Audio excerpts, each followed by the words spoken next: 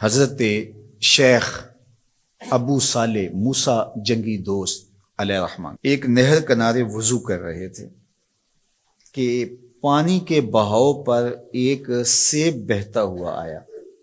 بھوک پہلے ہی لگی تھی، سیب کو دیکھا تو اشتہا غالب ہو گئی، سیب اٹھایا اور کھا لیا۔ جب کھا چکے تو معاً خیال آیا کہ یہ تو میرا تھا ہی نہیں، تو جدھر سے پانی آ رہا تھا، بہاؤ جدھر سے تھا، ادھر کو سفر شروع کر دیا۔ تھوڑی دیر چلنے کے بعد دیکھا کہ ایک باغ ہے اور اس میں سیب کے درخت ہیں اور اس کی شاخیں پانی کی طرف جھکی ہوئی ہیں۔ مالک کے باغ کے پاس گئے، کہا کہ آپ کے باغ کا کوئی ٹوٹا ہوا سیب اور میں کھا بیٹھا ہوں، تو اس کی قیمت مجھ سے لے لیجئے یا مجھے معاف کر دیجئے۔ تو مالک باغ کا نام تھا عبداللہ صومعی، اور وہ بھی زاہد، نیک اور پارسا تھے۔ جب انہوں نے دیکھا کہ اس نوجوان نے سیب کھانے پر مجھ سے معذرت کی ہے یا پیسے دینے کے لیے تیار ہے، یہ تو کوئی جوہر ہے، کہا 12 سال میرے باغ کی نوکری کرنی پڑے گی، اس کے بعد ایک شرط اور ہے، پوری کر دو گے تو میں تمہیں معاف کر دوں گا۔ کہا ٹھیک ہے، 12 سال نوکری کرتے رہے۔ کہا اب دوسری شرط ہے کہ میری ایک بیٹی ہے جو آنکھوں سے نابینا ہے، کانوں سے بہری ہے، زبان سے بول نہیں سکتی، اپاہج بھی ہے، چل نہیں سکتی، اس کے ساتھ تمہیں نکاح کرنا ہوگا۔ کہا یہ بھی منظور ہے، نکاح ہو گیا۔ کہا اس کمرے میں تمہاری بیوی تمہارا انتظار کر رہی ہے۔ جب کمرے میں دیکھا تو ایک صحیح الاعضاء خوبصورت صاحب جمال خاتون منتظر تھی۔ سمجھا غلطی لگ گئی ہے، واپسی جلدی سے پلٹے اور اتنی تیزی سے پلٹے کہ دروازے کی چوگاٹ کے ساتھ سر لگا اور سر پھٹ گیا اور خون بہ رہا، اور واپس آئے تو شیخ عبداللہ صومعی کہنے لگے کہ کیا ماجرا ہوا؟ کہا کہ وہ کوئی اور خاتون ہے، جو نقشہ آپ نے بتایا تھا وہ تو نہیں ہے۔ کہا وہی میری بیٹی ہے اور آپ کی بیوی ہے۔ وہ بہری اس لیے ہے کہ آج تک اس کے کانوں نے غیر محرم کی آواز نہیں سنی، وہ نابینا اس طرح ہے کہ آج تک اس نے غیر محرم کی شکل تک نہیں دیکھی، اپاہج اس لیے ہے کہ وہ غیر محرم کے لیے کہیں چل کے نہیں گئی۔ اسی طرح باقی جو چیزیں بتائی تھی ان کی تعبیر بتائی۔ کہا وہی تمہاری بیوی ہے۔ عبداللہ صومعی کی اس بیٹی جس کا نام ام الخیر تھا اور شیخ ابو صالح موسیٰ جنگی دوست کی بیوی، تو یہ صالح نوجوان اور یہ صالحہ خاتون نکاح کی بندھن میں بندھ گئے۔ اللہ تعالیٰ نے پھر ان کو ایک فرزند عطا کیا۔ اس فرزند کا نام الشیخ السید عبد القادر جیلانی علیہ رحمہ و رضوان تھا۔ اقبال نے کہا تھا سیرت فرزند از امہات، جوہر صدق و صفا از امہات۔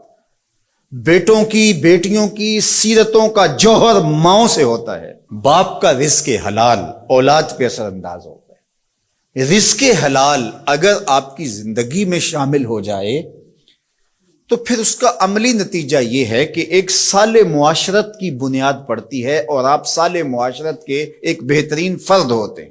جس طرح رزق حلال نسلوں میں سرایت کرتا ہے اس کی برکتیں، اسی طرح سچائی اگر کسی معاشرے کے اندر پیدا ہو یا کسی فرد کے اندر پیدا ہو تو سچ اپنا راستہ بناتا ہے۔ اگر آپ کی زبان سچ نہیں بولتی اور آپ حلال رزق نہیں کھاتے تو پھر آپ جتنے مرضی نفل پڑھیں، جتنی مرضی عبادتیں کریں، اللہ کی قربت کا تصور بھی نہیں کیا جا سکتا۔ نجات کا راستہ یہ ہے کہ ہم ان دو چیزوں کو اپنی زندگی میں لازم کر لیں۔ اور آج چونکہ 11 ربیع الثانی ہے اور پوری دنیا کے اوپر حضرت شیخ عبد القادر جیلانی علیہ رحمہ و رضوان کا یوم منایا جاتا ہے، اور چونکہ وہ 11 تاریخ کو لوگوں کو جمع کر کے دین سکھایا کرتے تھے، اور ملا علی قاری نے نزہۃ الخاطر الفاطر فی مناقب شیخ عبد القادر میں لکھا ہے کہ آپ کے خطبے میں اجتماع 70 ہزار لوگوں کا ہوتا تھا، اور یہ ہر 11 کو کیا کرتے تھے۔ اس وجہ سے اپنی سہولت کے لیے جس طرح ہم مقرر کوئی دن کر لیتے ہیں کہ ہر پیر کو محفل ہوگی، ہم مقرر کرتے ہیں ہر ماہ کی پہلی تاریخ کو محفل ہوگی، تو انہوں نے یہ دن مقرر کیا تھا۔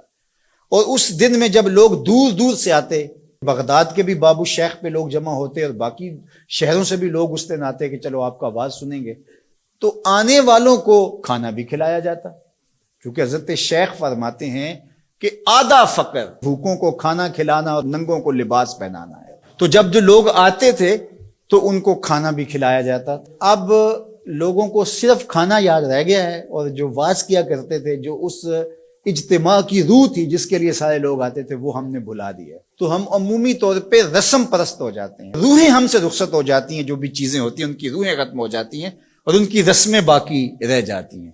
اور یہ ہمارا المیہ ہے شروع سے، بلکہ اقبال نے کہا کہ پورا دین ہی جو ہے وہ ہم نے رسم رکھ لیا ہوا ہے، اس کی روحیں ہم سے رخصت ہو گئی ہے.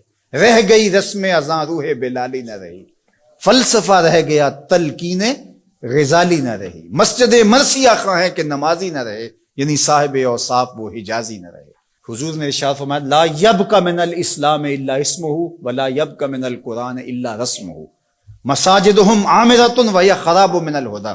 ایک وقت آئے گا کہ قرآن صرف رسم کے طور پہ باقی رہ جائے گا، اور جو ہے وہ اسلام کا صرف نام باقی رہ جائے گا.